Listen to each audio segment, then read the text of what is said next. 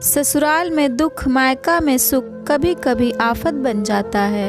ये क्या शुभम, तुमने कहा था शादी के बाद हम विदेश घूमने जाएंगे, लेकिन ये मनाली की टिकट, तुम्हें पता है मेरे भैया भाभी अपनी शादी के बाद स्विट्जरलैंड गए थे और मेरी फ्रेंड भी अपने हनीमून पर ऑस्ट्रेलिया गई थी। सब मेरे बारे में क्या सोचेंगे? पीहू नाराज होते हुए बोली। पीहू, अभी शादी में भी काफी खर्च हो गया है, अभी मेरा इतना बजट नहीं कि हम विदेश जा सकें, लेकिन मैं वादा करता हूँ कि जल्दी ही हम विदेश भी घूमने जाएंगे, कहा।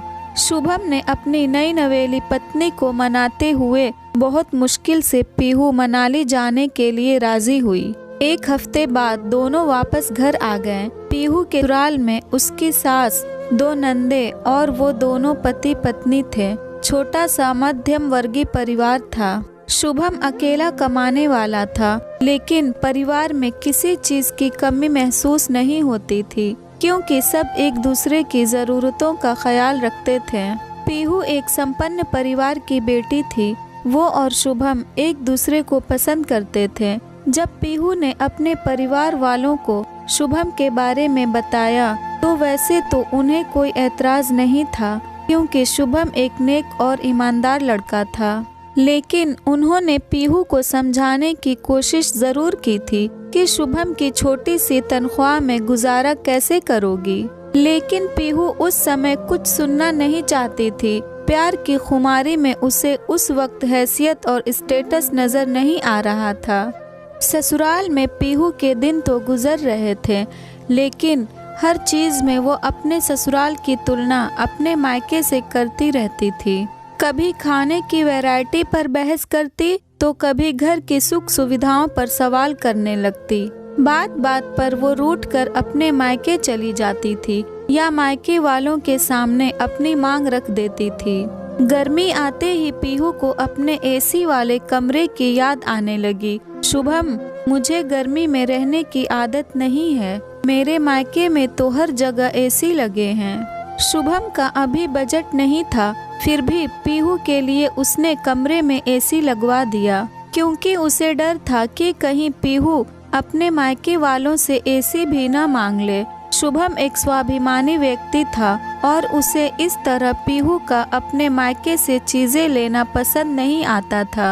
अगले महीने पीहू का जन्मदिन था और वो बहुत उत्साहित थी। सुबह उसकी सास ने बहू बेटे के साथ आरती की और पीहू को जन्मदिन की बधाई दी। पीहू सोच रही थी कि उसके मायके की तरह यहाँ भी उसके जन्मदिन पर बहुत बड़ी पार्टी होगी, लेकिन शाम को शुभम उसे सिर्फ डिनर पर लेकर चला गया तो पीहू का गुस्सा फूट पड़ा। शुभम, तुमने तो मेरा सारा मूड ही खराब कर दिया। पता है मेरे पापा मेरे जन्मदिन पर कितनी बड़ी पार्टी रखते थे। मैं जो मांगती थी मुझे गिफ्ट में मिल जाता था, लेकिन यहाँ तो किसी को मेरी कोई कद्र ही नहीं है। मैं जा रही हूँ अपने मायके। कहते ही वो अटैची में कपड़े डालने लगी तो उसकी सास ने समझाते हुए कहा, बहू, अब ये तुम्हारा घर है। लड़की को अपने ससुराल में सामंजस्य बैठाना पड़ता है।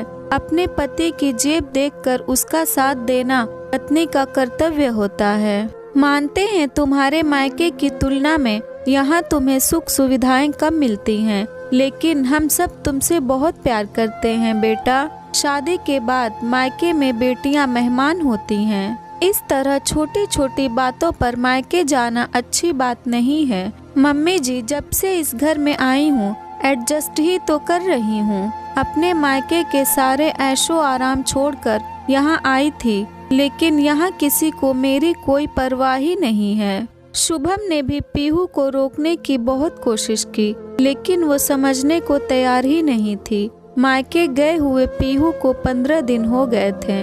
इस बार शुभम भी उसे मनाने नहीं गया। पीहू की माँ भी बेटी की जिद से परेशान थी, लेकिन उसे जाने को कैसे कहती। लेकिन पीहू की भाभी को पीहू का इस तरह मायके में धरना देना सुहाता नहीं था। पीहू इन सब से बेखबर पहले की तरह ही मायके पर अपना अधिकार समझती थी। एक दिन जब वो अपनी भाभी को खाना परोसने के लिए बोलने उसके कमरे की तरफ जा रही थी तो अचानक से फोन पर भाभी की बात सुनकर ठिठक गई। उसकी भाभी अपनी माँ से बातें कर रही थी। माँ, मेरी ननद तो यहाँ आकर बैठ गई है, जाने का नाम भी नहीं लेती, हर चीज में टांग अड़ाती रहती है, मेरा तो जीना दूभर कर दिया है। जब से शादी हुई है तब से हर रोज कोई न कोई फरमाइश रख देती है। उसे तो अपने पति की इज्जत का भी ख्याल नहीं है। अरे अब हम कब तक उसकी ज़रूरतें पूरी करते रहेंगे। आखिर मायके पर भी एक हद तक ही अधिकार जताया जाता है, लेकिन उसने तो कभी ससुराल को अपनाया ही नहीं। ऐसा ही था तो शादी ही क्यों की थी। उस मिडिल क्लास लड़के से पीहू के कदम वहीं जड़ गए थे।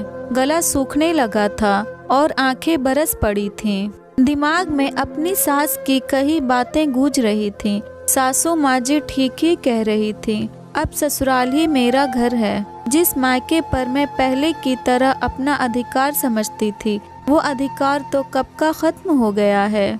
मायके में भी तभी इज्जत मिलती है जब हम अपने ससुराल वालों की इज्जत करते हैं। सच में शादी के बाद बेटियां मेहमान बन जाती हैं। गलती तो मेरी ही थी कि मैंने कभी वास्तविकता को स्वीकारा ही नहीं। मैं अपना और अपने पति का अपमान नहीं होने दूंगी। मेरा ससुराल चाहे जैसा भी हो, लेकिन वहाँ मैं हक से तो रहती हूँ। उसी दिन पीहू ने शुभम को फोन किया। शुभम, मुझे तुम्हारी बहुत याद आ रही है, मुझे यहाँ से अपने घर ले चलो। ये सुनते ही शुभम का चेहरा खिल उठा। वो बहुत खुश था। आखिर अब सही मायने में उसका घर बसने वाला था। अगर ये स्टोरी आपको अच्छी लगी हो तो इस वीडियो को लाइक करें और नए हैं तो हमारे चैनल को भी सब्सक्राइब करें।